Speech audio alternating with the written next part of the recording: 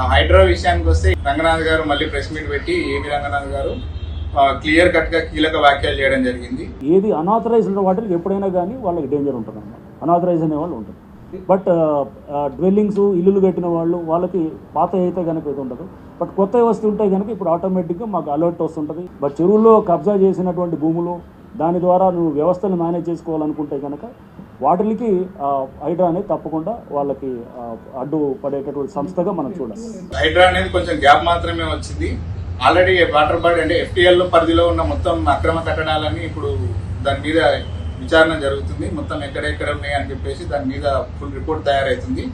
And next మేము నోటీసులు కూడా ఇవ్వాల్సి, వాటర్ బాడీ లెవెల్లో ఉన్న అక్రమ కట్టడాలకి నోటీసులు కూడా ఇవ్వాల్సిన అవసరం లేదు.